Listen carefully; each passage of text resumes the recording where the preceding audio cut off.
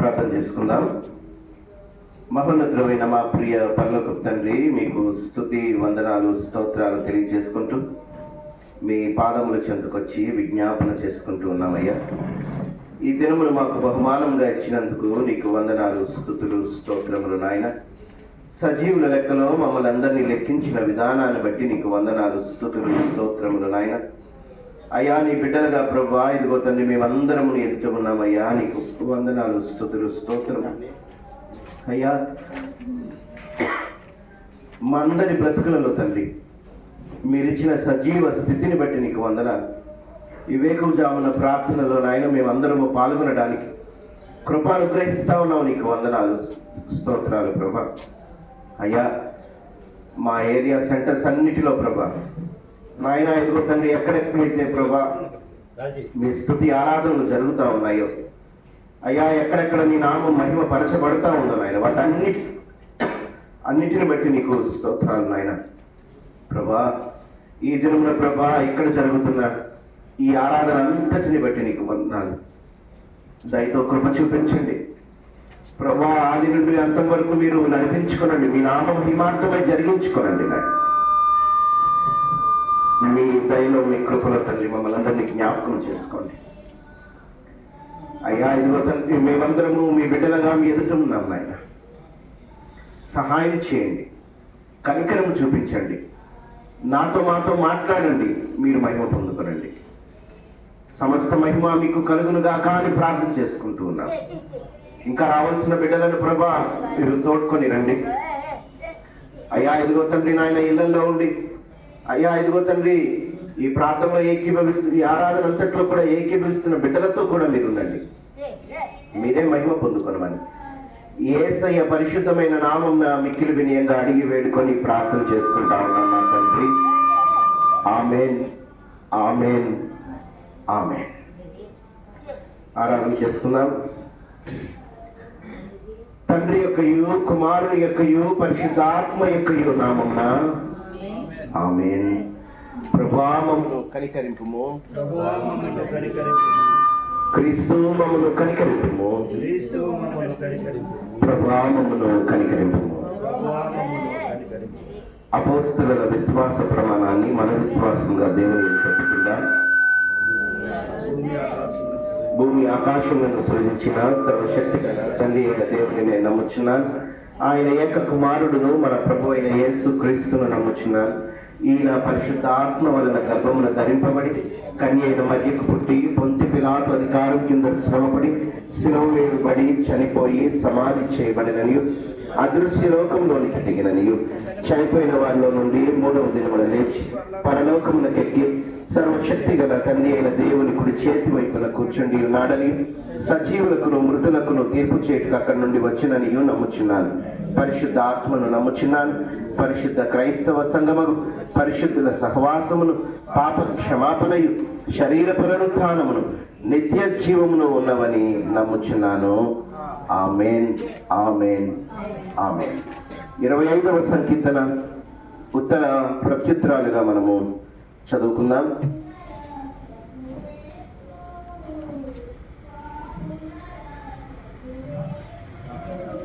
ఇరవై 5వ సంకీర్తన.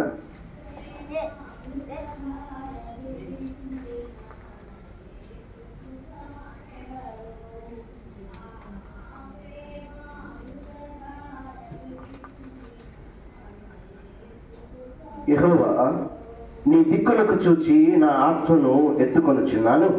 నా దేవా, నీ యందు నమ్మిక ఉంచుచున్నాను. నన్ను సిగ్గుపడనీయకుము. నా శత్రువులను నన్ను గూర్చి వృథా చేయకుము.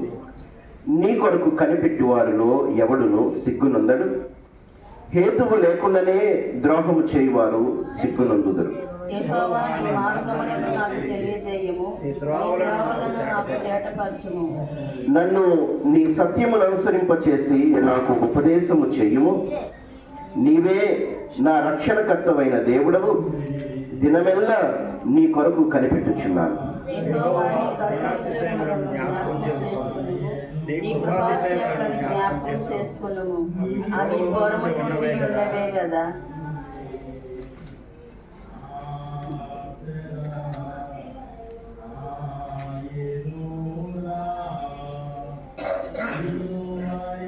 నా బాల్య పాపములను నా అతిక్రమములను జ్ఞాపకము చేసుకొనకము.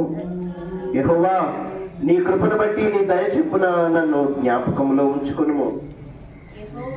యెహోవా ఉత్తముడును యథార్థవంతుడనై ఉన్నాడు, కావున తన మార్గములను గూర్చి ఆయన పాపులకు ఉపదేశించును.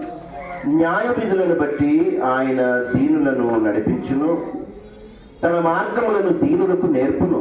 ఆయన చేసిన నిబంధనను, ఆయన నియమించిన శాసనములను కైకొనే వారి విషయంలో యెహోవా త్రోవలన్నీ స్వపదర్శములై ఉన్నవి. యెహోవా, నా పాపము బహు ఘోరమైనది, నీ నామమును బట్టి దానిని క్షమింపుము. యెహోవా యందు భయభక్తి గలవాడెవడో వాడు కోరుకొనవలసిన మార్గములను ఆయన వారికి బోధించెను. అతని ప్రాణము నెమ్మదిగా ఉండును, అతని సంతానము భూమిని స్వతంత్రించుకొనును.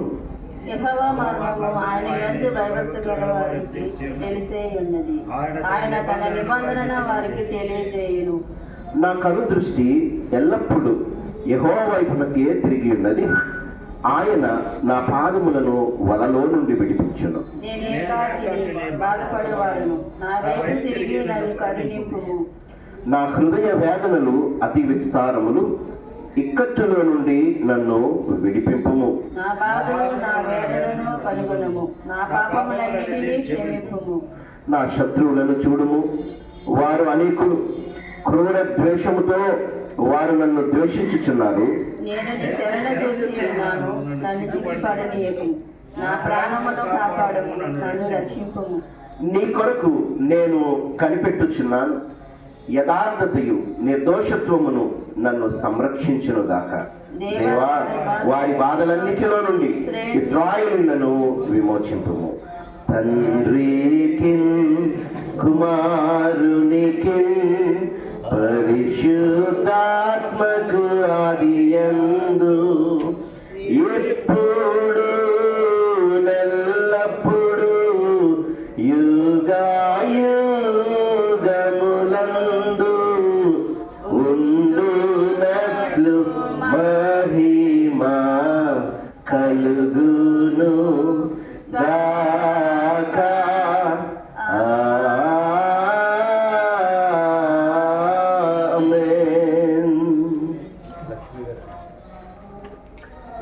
నేటి దినం కొరకు ఏర్పాటు చేయబడిన లేఖన భాగాలు మనం చదువుగా విందాం.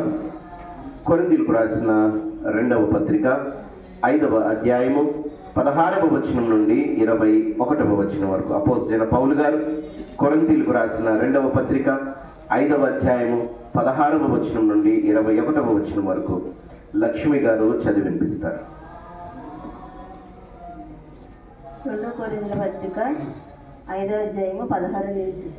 కావున ఇక మీదట మేము శరీరరీతిగా ఎవరినైనాను ఎరుగుము, మేము క్రీస్తును శరీరరీతిగా ఎరిగి ఉండినను ఇక మీదట ఆయనను అలాగే ఎరుగుము. కాగా ఎవడైనాను క్రీస్తునందున్న ఎడల వాడు నూతన సృష్టి, పాతవి గతించును, ఇదిగో క్రొత్తవాయును.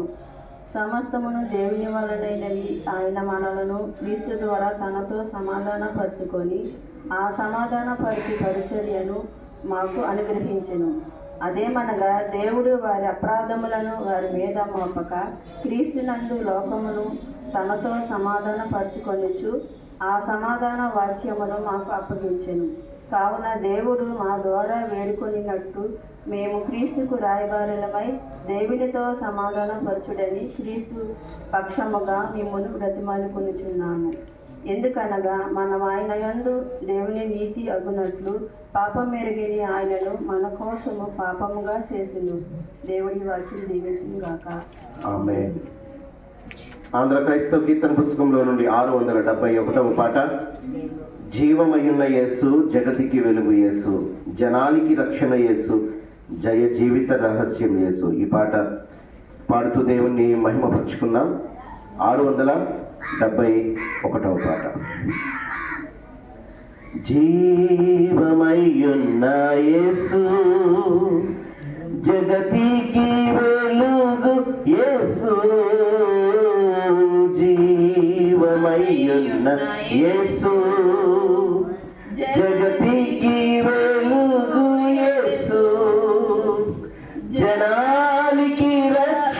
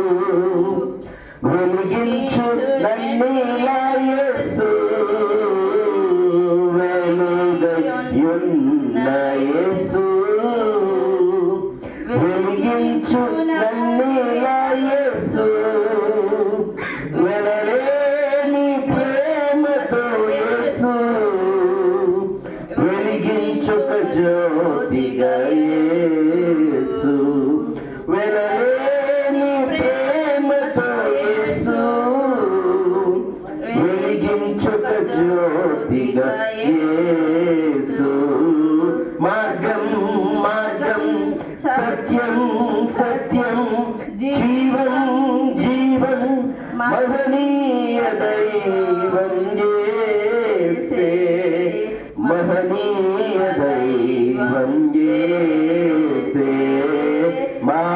మార్గమయ్యున్న యేసు, మమ్ము నడిపించు యేసు, మార్గమయ్యున్న యేసు, మమ్ము నడిపించు యేసు, మరణము గెలిచిన యేసు, మా శరణం నీవే యేసు, మరణము గెలిచిన యేసు, మా శరణం నీవే యేసు. మార్గం మార్గం మార్గం సత్యం సత్యం జీవం జీవం మహనీయ దైవం యేసే, మహనీయ దైవం యేసే. సత్యమయ్యున్న యేసు, స్తుతి పాత్రుడా శ్రీ యేసు, సత్యమయ్యున్న యేసు, స్తుతి పాత్రుడా శ్రీ యేసు, సజీవమయ్యున్న యేసు, చూపించు మా వెలుగు యేసు, సజీవమయ్యున్న యేసు, చూపించు మా వెలుగు యేసు. మార్గం మార్గం సత్యం సత్యం జీవం జీవం మహనీయ దైవం యేసే, మహనీయ దైవం యేసే. మరణవచ్చేది యేసు, మమ్ము సంధించు యేసు, మరణవచ్చేది యేసు, మమ్ము సంధించు యేసు, మహోన్నతున్న యేసు, మా మొరాలించు యేసు, మహోన్నతున్న యేసు, మా మొరాలించు యేసు. మార్గం మార్గం సత్యం సత్యం జీవం జీవం మహనీయ దైవం యేసే, మహనీయ దైవం యేసే. మార్గం మార్గం సత్యం సత్యం జీవం జీవం మహనీయ దైవం యేసే, మహనీయ దైవం యేసే. మన తండ్రి అయిన దేవుని ప్రేమయు ప్రభు అయిన యేసు క్రీస్తు కృపయు మీకు తోడుగా నుండి మీతో మాట్లాడి మిమ్మల్ని బలపరచునుగాక. ఆమేన్ ఆమేన్ ఆమేన్. ప్రార్థన చేసుకుందాం. ప్రార్థన చేసుకుని దేవుని యొక్క వాక్య ధ్యానానికై మన హృదయాలు మనం సిద్ధపరచుకుందాం. మహాపరిశుద్ధుడును ప్రేమ కలిగిన మా ప్రియ పరలోకపు తండ్రి, మీకు స్తుతి స్తుతి స్తుతి స్తుతి నాయన. అయా మహోన్నతుడు మహాఘనుడు సర్వాధికారివి, నీకు స్తోత్రము స్తోత్రములు స్తోత్రములు స్తోత్రములు నాయన. ఆది అంతమైన వాడవు, నీకు వందనాలు ప్రభా. అయా సమస్తమును తండ్రి సరిచేసి బాగు చేసిన ఆయన మమ్మల్ని నూతనముగా అయా చేయగలిగిన శక్తి కలిగిన పరిశుద్ధాత్మదేవ, నీకు స్తోత్రాలు స్తోత్రాలు స్తోత్రాలు నాయన. ఎంతైనా నమ్మదగిన దేవుడు, నీకు వందనాలు తండ్రి. మా బ్రతుకులలో తండ్రి మీరు ఇస్తున్న ప్రతి అవకాశమును బట్టి నీకు స్తోత్రములు నాయన. ఈ నూతనమైన దినాన్ని బట్టి, ఈ ఆరాధన స్థలాన్ని బట్టి, ఆరాధనను బట్టి నీకు వందనాలు ప్రభా. అయ్యా, నీ మాటలు వినే ధన్యత మాకందరికీ అనుగ్రహించావు నాయన, నీకు వందనాలు. ఇక్కడున్న మేమందరం మైక్ శబ్దం ద్వారా ఎవరైతే ఏకీభవిస్తూ ఉన్నారో వారందరూ మేమందరము తండ్రి నిన్ను స్తుతిస్తూ ఉన్నాం తండ్రి. మాతో మాట్లాడండి నాయన, మీరు మహిమ పొందుకోనండి నాయన. మాతో మాట్లాడి తండ్రి, మా హృదయములను బలపరిచి, మా జీవితములను నూతనపరిచి నాయన మీరే మహిమ పొందుకోనండి. విడిచిపెట్టవలసిన సమస్తమును మేము విడిచిపెట్టగలుగులాగిన కృపను గ్రహించండి అయ్యా. ఇదిగో తండ్రి, చేయవలసిన ప్రతి నూతనమైన కార్యము మేము చేస్తున్నాయినా అయ్యా, మా ప్రవర్తనను బట్టి, మా మాటను బట్టి, మా చూపును బట్టి, మా నడవడికను బట్టి, మా నడకను బట్టి, మా పడకను బట్టి, అన్నిటిని బట్టి ప్రభా అయ్యా, మీరు సంతోషించినట్లు మా బ్రతుకులు మారునట్లు మీరు కృప అనుగ్రహించి మాతో మాట్లాడమని, మీరే మహిమ పొందుకొనమని యేసయ్య పరిశుద్ధమైన దివ్యమైన నామమున మిక్కిలి వినయంగా అడిగి వేడుకొని ప్రార్థన చేసుకుంటా ఉన్నాం మా తండ్రి. ఆమేన్, ఆమేన్, ఆమేన్. ప్రియమైన దేవుని సంగమా, ఈ దినాన మనము చదువుకున్న మన ధ్యానాంశముగా మనము చదువుకొని వచ్చిన లేవియా కాండంలో 4వ అధ్యాయంలో ప్రభువు మోషే గారి ద్వారా ఇశ్రాయేలు సమాజం అంతటితో, ప్రత్యేకంగా లేవీయులతో మాట్లాడుతున్న మాటలు మనము ఈ దినాన చదువుకున్నాం. 4వ అధ్యాయము ప్రత్యేకముగా ఒక బలి గురించి మాట్లాడుతూ ఉంది. ఇప్పటి వరకు మనము ఎన్ని రకాల బలుల గురించి మనము ధ్యానం చేసుకున్నామంటే 3 రకాల బలులు. ఒకటి చెప్తారా? దహన బలి, 2 నైవేద్యము, 3 సమాధాన బలి. ఈ దినాన 4వ అధ్యాయంలో ప్రాముఖ్యంగా మనకి కనిపించేది ఏంటంటే పాప పరిహార బలి. పాప పరిహార బలి అనగానే చాలా మంది ఎలాగని ఆలోచిస్తారంటే, జనరల్గా చాలా చోట్ల కొంతమంది ఇలాగ బోధ కూడా చేస్తూ ఉన్నారు. ఏమని అంటే, పాపము చేయడం, దేవుని దగ్గరికి వెళ్ళడం, క్షమాపణ అడిగేస్తే దేవుడు అన్ని పాపాలని క్షమించేస్తాడు, ఇంకా నీకు శిక్ష ఏమీ లేదు. క్రీస్తులో ఉన్న వారికి శిక్షావిధి ఏదీ లేదు. నువ్వు పాపము చెయ్యి, యేసు ప్రభు దగ్గరికి వచ్చి నువ్వు క్షమాపణ అడుగు, క్షమాపణ దొరికేస్తుంది నీకు అని తప్పుడు బోధ చేస్తా ఉన్నారు. పాత నిబంధనలో కూడా అంతే, ఇదిగో పాపం చేసి బలర్పిస్తే ఆ పాపం పోయేది అని చెప్తా ఉన్నారు. కానీ దేవుని పరిశుద్ధమైన లేఖనాలు ఏం తెలియజేస్తా ఉన్నాయో మనం చాలా స్పష్టముగా తెలుసుకోవాలి.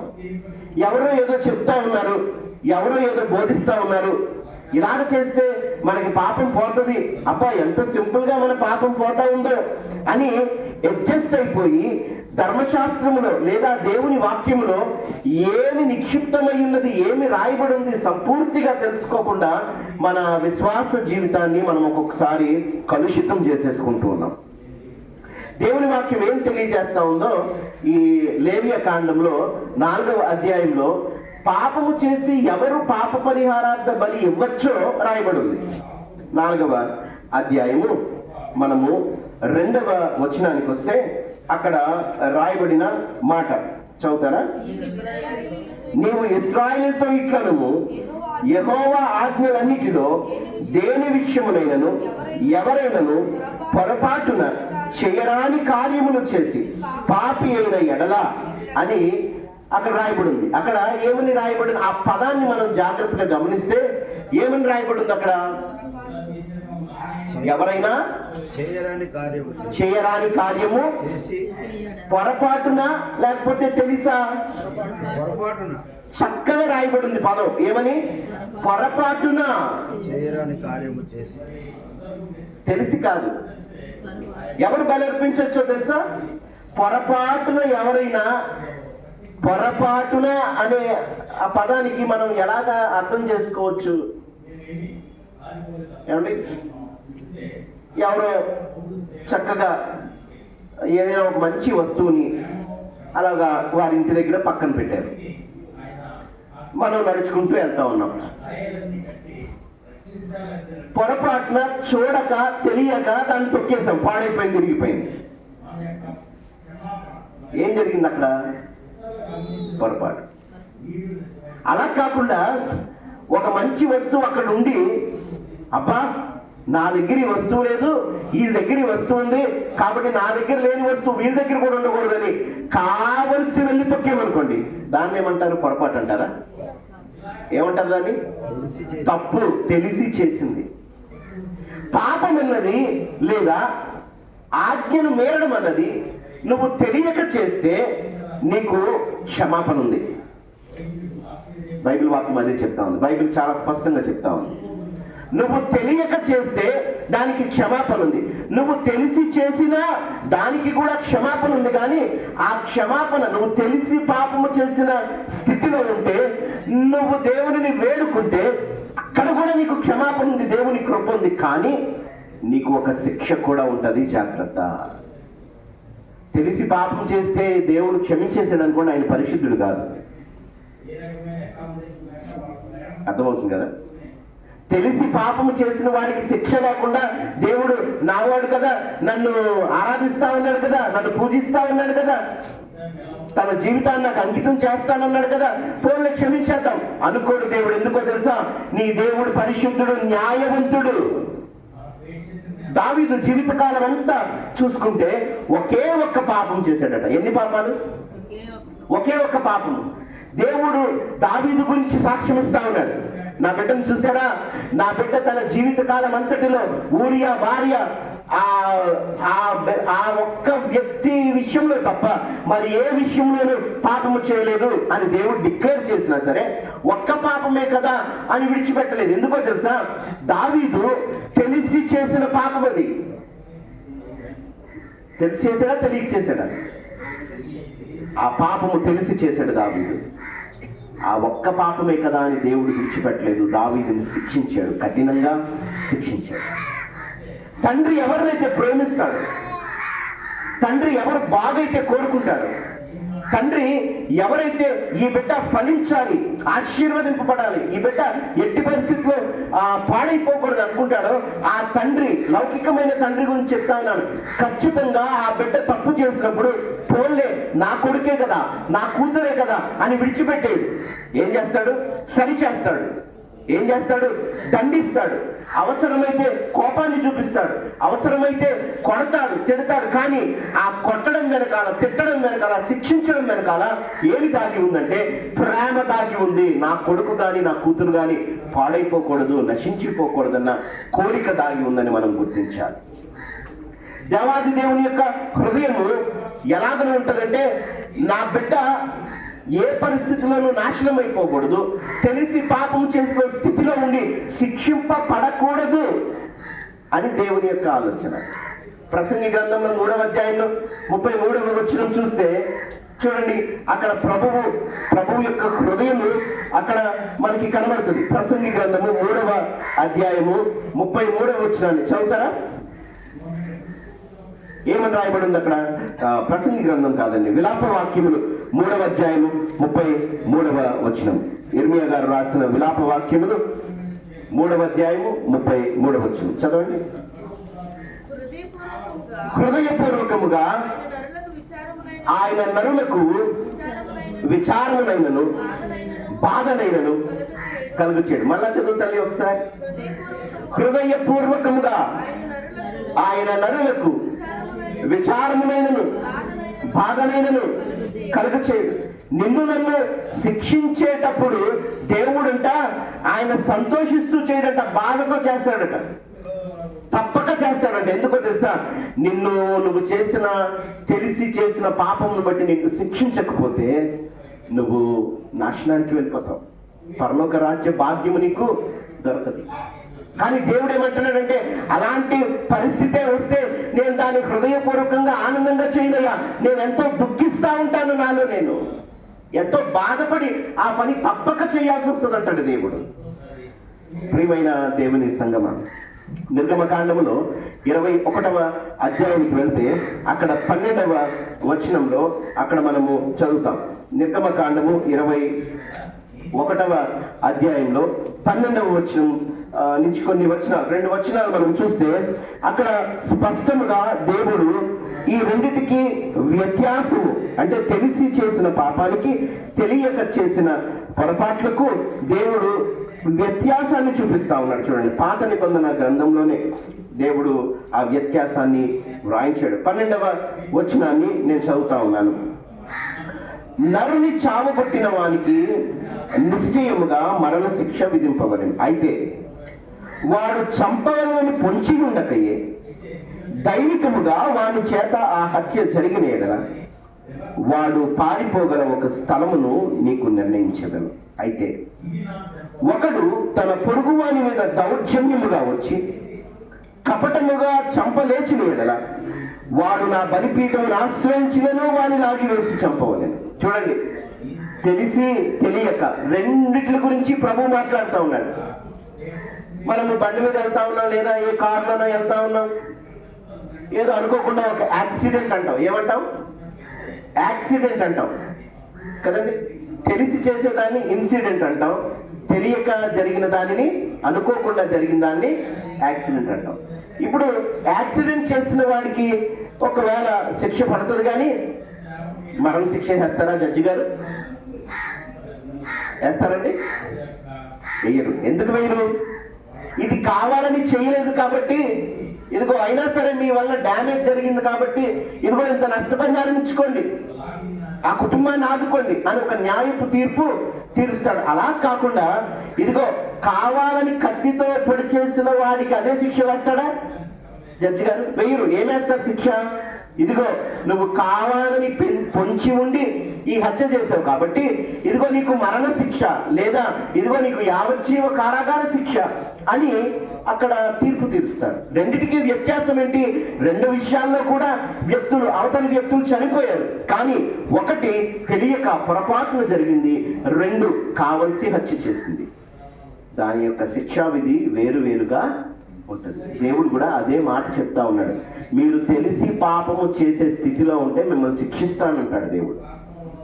తెలియక పొరపాట్లు జరిగితే నేను మన్నిస్తానంటాడు. పాత నిబంధన కాలం ఎంత బాగుందండి, ఎంత మంచిదండి అంటారు కొంతమంది. ఎందుకంట? పాపం చేసి బలి చేయొచ్చంట, పాపం చేసి బలి చేయొచ్చంట. కానీ అలా రాయబడి ఉందా దేవుని వాక్యంలో? ఎవడైనను పొరపాటున, చూడండి అన్ని సందర్భాల్లో కూడా 4వ అధ్యాయంలో 2వ వచనంలో ఏమని రాయబడి ఉంది? లేవీకాండానికి రండి, 4వ అధ్యాయంలో 2వ వచనానికి రండి. ఏమని రాయబడి ఉంది? నీవు ఇశ్రాయేలీయులతో ఇట్లనము యెహోవా ఆజ్ఞ అన్నిటిలో దేని విషయంలోనైనను ఎవడైనను పొరపాటున, 13వ వచనానికి రండి. 13 ఇశ్రాయేలీయులు సమాజమంతయు పొరపాటున ఏ తప్పిదము చేసినా, చాలండి. 22వ వచనానికి రండి. అధికారి పొరపాటున చేసి, 27వ వచనానికి రండి. మీ దేశస్థులలో ఎవడైనను ఆ పొరపాటున పాపము చేసి చేయరాని పనుల విషయంలో యెహోవా ఆజ్ఞలలో దేనినైనను మీరి అపరాధి అయిన ఎడల, పొరపాటున. దీనిని మనం జాగ్రత్తగా అర్థం చేసుకోవాలి. అంటే మనము పాపము చేసి దేవుని దగ్గరికి వెళ్ళి కన్నీరు కార్చేస్తే, అయ్యా నన్ను క్షమించు అని కన్నీరు కార్చేస్తే దేవుడు క్షమించేస్తాడు అని ఒక ఊహలో ఉంటాం మనం. అలాగే అడ్జస్ట్ అయిపోతూ ఉంటాం. కానీ దేవుడు ఏమన్నాడంటే, నువ్వు తెలిసి చేస్తే, నువ్వెంత కన్నీరు కార్చినా, నా బలిపీఠాన్ని పట్టుకున్నా, ఉపవాసం ఉన్నా, నువ్వు ఏ కార్యాలు గొప్ప కార్యాలు చేసేసినా, నువ్వు తెలిసి పాపం చేస్తే దానికి తగ్గ శిక్ష మాత్రం ఖచ్చితంగా పడుతుంది. అందుకే ప్రకటన గ్రంథంలో ప్రభు రాయించిన మాట, వాని వాని క్రియలు చెప్పున ప్రతి వానికి ఇచ్చుటకు నా యొద్ద జీతము ఎలాగుందంట? సిద్ధముగా ఉంది. తెలియక చేస్తే క్షమాపణ దొరుకుతుంది, తెలిసి చేసిన క్షమాపణ దొరుకుతుంది, కానీ దానికి తగ్గ శిక్ష మాత్రం ఉంటుందని మనం గుర్తుపెట్టుకోవాలి. ప్రియమైన దేవుని సంగమం, సమూయేలు 1వ గ్రంథము. మేము చాలా భక్తులమండి, దేవుడు మమ్మల్ని శిక్షించడండి. మేము చేసే ప్రార్థన దేవుడు కనికరం చూపించేసి, మా మీద కరుణ చూపించేసి క్షమించడండి. మేము పెద్ద సేవకులమండి, మాకేం కాదు, దేవుడు మమ్మల్ని ఏమి శిక్షించడు అనుకుంటాం. కానీ సమూయేలు 1వ గ్రంథానికి రండి, 3వ అధ్యాయానికి రండి. మనం ఎంత గొప్పవారమైనా, సమాజంలో మనకెంత పేరు ప్రతిష్టలున్నా, ఇదిగో దేవుని న్యాయపీఠం ముందు అందరూ సమానమే. చూడండి 3వ అధ్యాయంలో 12వ వచనాన్ని నేను చదువుతా ఉన్నాను. ఆ దినమున ఏలి యొక్క ఇంటి వారిని గురించి నేను చెప్పినదంతయు వారి మీదకి రప్పింతును, దాని చెయ్య మొదలుపెట్టి దాన్ని ముగింతును. తన కుమారుడు తమ్మును తాము శాపగ్రస్తులుగా చేసుకొనుచున్నారని తాను ఎరిగియు వారిని అడ్డగింపలేదు గనుక అతని ఇంటికి నిత్యమైన శిక్ష విధించునని నేను అతనికి తెలియచేయుచున్నాను. కాబట్టి ఏలి ఇంటి వారి దోషములకు బలిచేతనైన, జాగ్రత్త గమనించండి, కాబట్టి ఏలి ఇంటి వారి విషయంలో ఆ దోషములకు బలిచేతనైనను నైవేద్యము చేతనైనను ఎన్నటికీ ప్రాయశ్చిత్తము చేయబడదని నేను ప్రమాణపూర్వకంగా ఆజ్ఞాపించి తిని. ప్రభు ఏమంటా ఉన్నారు? ఏలి ఎవరండి? యాజకులు. ఏలి కుమారులు ఎవరు? యాజకులు. ఈ సమాజం అంతా ఏలి ఏం చెప్తాడా, ఈ ఏలి కుమారులు ఏం చెప్తారా, వారు ఏం చెప్తే అది చేద్దామని దేశమంతా, ఆ ప్రాంతమంతా, ఆ ప్రజా గ్రూపు, ఆ గుంపంతా కూడా ఎవరి తట్టు చూస్తా ఉంది? ఏలి తట్టు చూస్తా ఉంది, ఏలి కుమారుల తట్టు చూస్తా ఉంది. వాళ్ళు ఏం చెప్తే అదే వేదం. కానీ ప్రభు ఏమంటున్నారు తెలుసా? లోకమంతా నువ్వు సూపర్ అని అన్నా, నా దృష్టిలో నువ్వు యథార్థంగా లేకపోతే నేను నిన్ను శిక్షిస్తాను. నువ్వు బలి అర్పించినా సరే, అక్కడ రాయబడి ఉంది, నువ్వు దహన బలి అర్పించినా, నైవేద్యం అర్పించినా, పాప పరిహారార్థ బలి అర్పించినా, ఏ బలి అర్పించినా నేను దానిని అంగీకరించను అని దేవుడు ప్రమాణపూర్వకంగా చెప్తా ఉన్నాడు. అంత గొప్ప వ్యక్తి ఏలి. దేశమంతా ఆయన పాదాలు చెందుతుంది, దేశమంతా ఆయన ఏం చెప్తాడా అని ఎదురు చూస్తాం. అలాంటి వ్యక్తిని ఏమంటా ఉన్నాడంటే దేవుడు, అయ్యా నీ కుమారుడు తప్పు చేస్తా ఉంటే నువ్వు సరిచేయడం మానేసి వాడిని గాలి వదిలేసావు. నువ్వు కూడా పాపివైపోయావు. వాక్యం ఎప్పుడు కూడా సరిచేస్తానే ఉంటది, వాక్యం ఎప్పుడు కూడా కఠినంగానే ఉంటది. అబ్బా నువ్వు చాలా గొప్పోడివి, నువ్వు చాలా గొప్పదానివి, నీలాంటి బ్రతుకు ఎవరికి లేదు, నీ అంత గొప్పోడు ఎవరు లేరు అని వాక్యము మెచ్చుకోదు. బలా నమ్మకమైన మంచి దాసుడా, నువ్వు చేయవలసిందే చేస్తా ఉన్నావు తప్ప అంతకంటే గొప్ప విషయం ఏమి కాదు అంటది తప్ప నిన్ను పొగడదు వాక్యం. నిన్ను ఆకాశానికి ఎత్తేది వాక్యం. నిన్ను హెచ్చరిక చేస్తుంది, నిన్ను బాగు చేస్తుంది, నువ్వు బాగుపడాలని కోరుకునేది వాక్యం. నీలో ఏదైనా చెడు ఉంటే దాన్ని రూపుమాపడానికి నీతో మాట్లాడుతుంది వాక్యం, నువ్వు ఒప్పుకుంటే. ఇదే మాట దేవుడు ఏలితో కూడా మాట్లాడాడు. నీ కుమారుని నువ్వు సరిచేయలేకపోయావు, సరిదిద్దలేకపోయావు. నిజంగా ప్రేమ కలిగిన తండ్రి అయితే ఏం చేస్తాడు? ఏలి ఏం చేసి ఉండేవాడంటే ఆ కుమారులిద్దరిని యాజక ధర్మం నుంచి తప్పించి తోలేసేవాడు బయటికి. దేవుని పరిశుద్ధ మందిరంలో మీరు పాపపు పనులు చేస్తా ఉన్నారా, మీరు ఎంత దుష్టులైపోయారా, ఇదిగో దేవుడు గొప్ప బాధ్యత మనకు అప్పచెప్తే ఇలాగ మీరు వ్యభిచారులైపోయారా అని వారిని తోలి వేసేవాడు. కానీ ఏలి ఏం చేశాడంటే అడ్జస్ట్ అయిపోయాడు, ఖండించలేకపోయాడు. కాబట్టి ఏలి అతని కుమారులు మొత్తం ఒకే రోజున వారు హతమైపోయారు. దేవుడు అంటా ఉన్నాడు, వారు బలి అర్పించినా నేను అది అంగీకరించు. ప్రియమైన దేవుని సంఘం, మన బ్రతుకులు ఎలాగున్నాయో మనం ఒకసారి పరిశీలన చేసుకోవాలి. తెలిసి పాపము చేస్తున్న స్థితి మనలో ఏదైనా ఉంటే పరీక్ష పెట్టుకోవాలి. నువ్వు బాగుపడాలనుకుంటే, నాశనం అయిపోకుండా ఉండాలంటే ఈ క్షణమే తెలిసి పాపము చేస్తున్న స్థితిని విడిచిపెట్టాలి, లేకపోతే అది మనకి ప్రమాదం అయిపోతుంది. దేవుడు అవకాశం ఇస్తా ఉన్నాడు, వినడానికి చెవులిచ్చాడు దేవుడు, అర్థం చేసుకోవడానికి మనకి మంచి మనస్సునిచ్చాడు దేవుడు, అంగీకరించి నిర్ణయాలు తీసుకునే హృదయం ఇచ్చాడు దేవుడు. వీటన్నిటిని ఉపయోగించుకొని ఇప్పుడు మనం వాక్యం మన దగ్గరికి సమీపంగా వస్తున్నప్పుడే తెలిసి పాపము చేస్తున్న స్థితి ఏదైనా ఉంటే ఇప్పుడే, ఇంకా రేపు ఎల్లుండి అవతల సంవత్సరం లేకపోతే వచ్చే వారం కాదు, ఇప్పుడే ఇక్కడే నిర్ణయం తీసుకొని అది నీకు నష్టము కాబట్టి విడిచిపెట్టాలి. అది నిన్ను నరక కోపంలోనికి నడిపిస్తా ఉంది కాబట్టి ఇప్పుడే విడిచిపెట్టాలి. అది దేవుని వాక్యము సెలవిస్తుంది. అప్పుడు దేవుడు నిన్ను క్షమిస్తాడు, దానికి తగ్గ శిక్ష ఏదో పడుతుంది. మంచిదే. నువ్వు దేవుడే యేసు ప్రభు ఏమంటారంటే, నీ కన్ను నిన్ను అభ్యంతరపరిస్తే, నీ కుడి కన్ను నిన్ను అభ్యంతరపరిస్తే దాని పెరికి నువ్వు అగ్నిలో వేయి. నీ చెయ్యి, నీ కాలు, నీ నోరు, నీ నాలుక ఏది పాపానికి ప్రేరేపిస్తా ఉందో, దేనితో పాపం జరుగుతా ఉందో, అంటే అక్కడ ఉద్దేశం ఏంటంటే పీకి అగ్నిలో వేసామంటే కత్తితో కట్ చేసుకోమని కాదు. ఆ పాపము నువ్వు మానే. నీ కంటి ద్వారా పాపం జరుగుతుందా, నీ కంటిని కంట్రోల్ చేసుకో.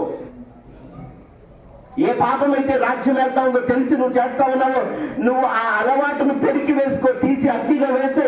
దానివల్ల నీకు నష్టము. ఒక కన్ను లేకపోయినా, ఒక చెయ్యి, ఒక కాలు లేకపోయినా పర్వాలేదు, కానీ శరీరం అంతా, దేహం అంతా నరకంలో పడిపోతే ఎంత అపాయము. నిత్య అగ్ని ఆరదు, పురుగు చావదు. తెలిసి పాపము చేసేవారి స్థితి అదే.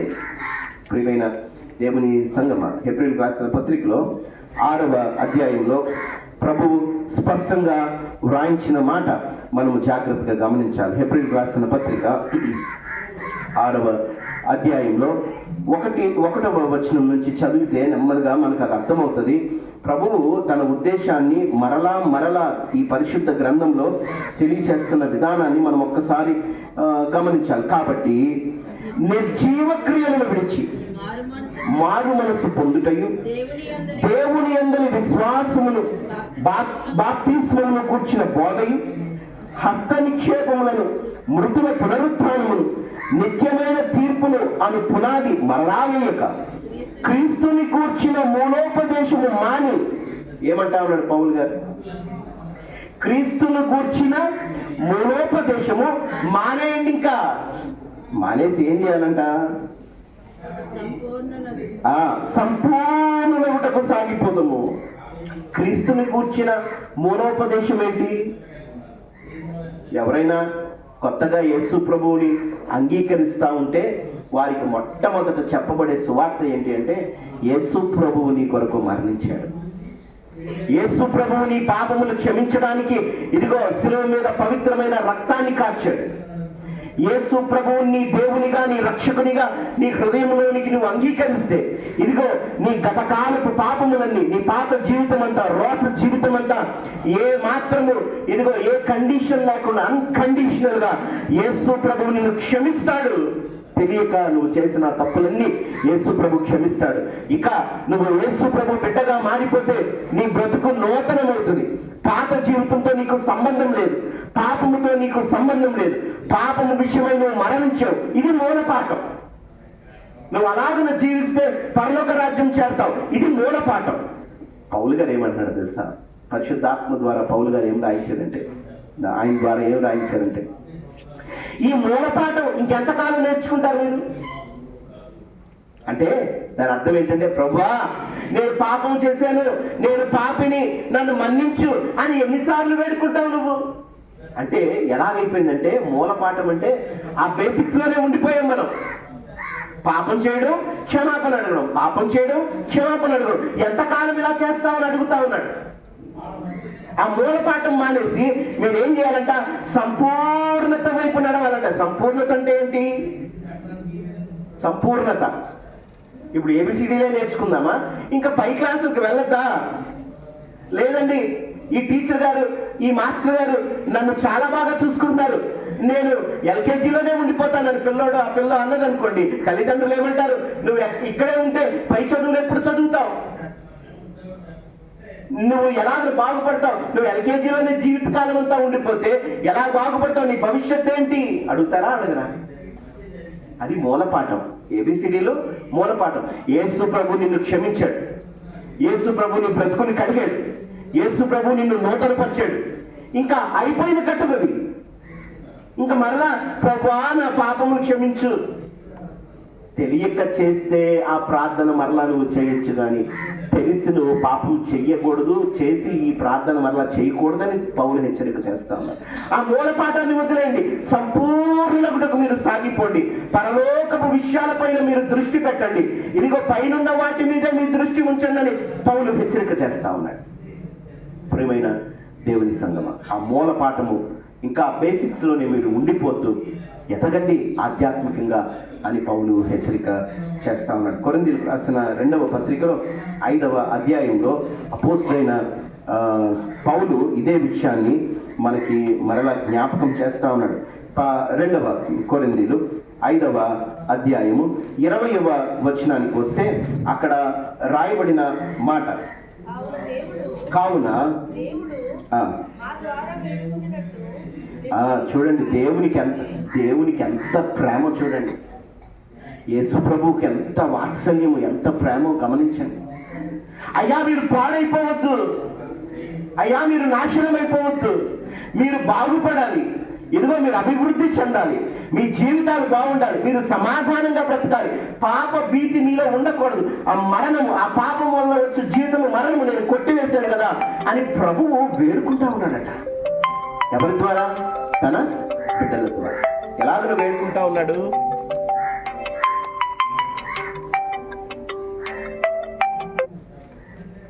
వేడుకుంటా ఉన్నాడు. చూడండి, మా ద్వారా అంటే దేవునికి ఎంత ప్రేమ చూడండి. ఎవరు నశించిపోవడం దేవునికి ఇష్టం లేదు. అందుకే అక్కడ రాయబడిన మాట చూడండి, మాట చదువుతండి ఒకసారి. దేవుడు మా ద్వారా వేడుకున్నట్టు మేము క్రీస్తుకు రాయబారుమై దేవునితో సమాధానపడుటను క్రీస్తు పక్షముగా మిమ్మల్ని బ్రతిమలాడుకొనుచున్నాము. పౌలు చూడండి దేవుని ప్రేమతో అడుగుతా ఉన్నాడు, అయ్యా ఇదిగో బ్రతిమలాడుతా ఉన్నాను, మిమ్మల్ని వేడుకుంటూ ఉన్నాను, ఇదిగో నా సువార్త ద్వారా మీరు రక్షింపబడాలని నేను ఆశపడతా ఉన్నాను, ఇదిగో మీరు నాశనం అయిపోవడం దేవునికి ఇష్టం లేదు, దేవుని బిడ్డగా నాకు కూడా ఇష్టం లేదు, బ్రతిమలాడుకుంటా ఉన్నానని పౌలు వేడుకుంటా ఉన్నాడు. మీరు సమాధాన పడండి. ఎప్పుడు వస్తుంది దేవునికి మనకి సమాధానం అంటే, తెలిసి చేసే పాపపు స్థితి నుండి మనం బయటపడినప్పుడు మనకి దేవునితో సమాధానం వస్తుంది. ప్రియమైన దేవుని సంగమ, తిమోతికి రాస్తూ పౌలు గారు ఏమంటా ఉన్నారో చూడండి. తిమోతికి రాస్తూ మొదటి పత్రికలో 1వ అధ్యాయంలో 12వ వచనాన్ని మనం చూస్తే అక్కడ స్పష్టంగా రాయబడిన మాట, ఎందుకు నేను క్షమాపణ పొందుకున్నాను అనే విషయాన్ని అక్కడ 12వ వచనంలో, పూర్వము దోషకుడను హింసకుడును హానికరుడునైన నన్ను తన పరిచర్యకు నియమించి నమ్మకమైన వానిగా ఎంచినందుకు నన్ను బలపరిచిన మన ప్రభువైన క్రీస్తు యేసునకు కృతజ్ఞుడనై ఉన్నాను. తెలియక, జాగ్రత్త గమనించండి, ఏమని రాయబడింది? తెలియక అవిశ్వాసము వలన చేసి తిని కనుక కనికరింపబడి తిని క్షమింపబడి తిని. పౌలు గారు ఏమంటున్నారు? ఏం ఒప్పుకుంటా ఉన్నారు? తెలియక అవిశ్వాసము వలన చేసి తిని కనుక కనికరం పొందుకున్నాను. అంతేనండి. తెలియక ప్రియమైన దేవుని సంగమ, తెలిసి పాపము చేసే స్థితి మనలో ఉండడానికి వీల్లేదని దేవుని వాక్యం సెలవిస్తా ఉంది. రోమిలకు రాసిన పత్రికలో 6వ అధ్యాయం, ఈ వాక్యాన్ని చూసుకొని మనం ముగిద్దాం. రోమిలకు రాసిన పత్రిక 6వ అధ్యాయము 14వ వచనాన్ని మనము చదివితే అక్కడ ప్రభువు ఏమంటా ఉన్నారంటే చూడండి, 14వ వచనం, మీరు కృపకే గాని ధర్మశాస్త్రముకు లోనైన వారు కారు కనుక పాపము మీద ప్రభుత్వము పాపము మీ మీద ప్రభుత్వము చేయదు. పాపానికి మీకు సంబంధం లేదు, పాపము మిమ్మల్ని ఏలదు. ప్రభుత్వం చేయదంటే పాపం మిమ్మల్ని పరిపాలించడానికి వీల్లేదు. కొంతమంది మనము వింటా ఉంటాం మాటల్లో, కొన్ని కుటుంబాలలో, కొన్ని పరిస్థితుల్లో, కొన్ని సమాజంలో కొన్ని మాటలు వింటా ఉంటాం. ఏమనంటే, చాలా మంచోడు, చాలా మంచిది, ఈ ఒక్క చెడరవాడు తప్ప, ఈ ఒక్క బలహీనత తప్ప. ఏంటంట? ఒకటే, ఆ ఒక్కటి చాలు మనం నాశనం చేయడానికి. కానీ దేవుడు అంటా ఉన్నాడు, విశ్వాసుల జీవితాలలో ఏ పాపము రాజ్యమేలదు, అధికారము దానికి లేదు. అంటే దాని అర్థం ఏంటంటే, నువ్వు ఇంకా బలహీనతలో ఉన్నావు అంటే ఇంకా నువ్వు సంపూర్తిగా దేవునికి లొంగలేదని, ఇంకా ఏ చెడు వ్యసనమైన నిన్ను రాజ్యం వెళ్తా ఉంది, నువ్వు గెలవలేకపోతా ఉన్నావు అంటే ఇంకా నువ్వు దేవుని దగ్గరికి పూర్తిగా రాలేదు, ఆయన సహాయం నువ్వు కోరటం లేదని. మనం అందరము ప్రార్థన చేద్దాం, ప్రభువుని అడుగుదాం, ప్రభువా నాకు సహాయం చేయి, పాపము వల్ల నేను నష్టపోకూడదు, తెలిసి పాపం చేసి నేను నష్టపోకూడదు. నీ వాక్యం ద్వారా విన్నాను, నాలో తెలిసి పాపం చేసే స్థితి ఉంటే దానిని నెగ్గగలుగులాగా నాకు సహాయం చేయి అని చిన్ని ప్రార్థన యథార్థంగా చేద్దాం. దేవుడే మనకు సహాయకుడు. ప్రార్థన చేసుకుందాం. మహోన్నతుడా, మహాగణుడా, సర్వాధికారి, నీకు వందనాలు. ఇదిగో తండ్రి, నీ కృప, నీ కనికరం చెప్పున మాతో మాట్లాడారు. మీకు వందనాలు. అవును నాయన. అయ్యా, తెలిసి ఏదైనా పాపం మేము చేస్తూ ఉంటే అయ్యా క్షమించమని ప్రార్థన చేస్తా ఉన్నాం. అయ్యా, శిక్షించైనా మమ్మల్ని క్షమించుగాని మమ్మల్ని విడిచిపెట్టద్దు నాయన. అయ్యా, ఇదిగో తండ్రి ప్రభా, నీ కృపా, నీ కనికరము మా మీద ఉంచినాయన. నీ వాక్యానుసారంగా మేము ఆలోచించడానికి, అయ్యా ఇదిగో నీ వాక్యం ఏవైతే చెప్తా ఉందో దాన్ని పాటించడానికి మాకు మంచి మనస్సును ఇవ్వండి. మేము బాగుపడేలాగా మాకు సహాయం చేయండి. మా కన్నులు తెరవండి. అయ్యా తండ్రి తనకిష్టుడైన కుమారుని శిక్షించు రీతిగా, గద్దించు రీతిగా యెహోవా తనకిష్టమైన వారిని, తాను ప్రేమిస్తున్న వారిని శిక్షించును అనే మాట మేము జ్ఞాపకం చేసుకుంటూ, తండ్రి అయ్యా మమ్మల్ని శిక్షించు కానీ మమ్మల్ని విడిచిపెట్టేద్దు నాయన.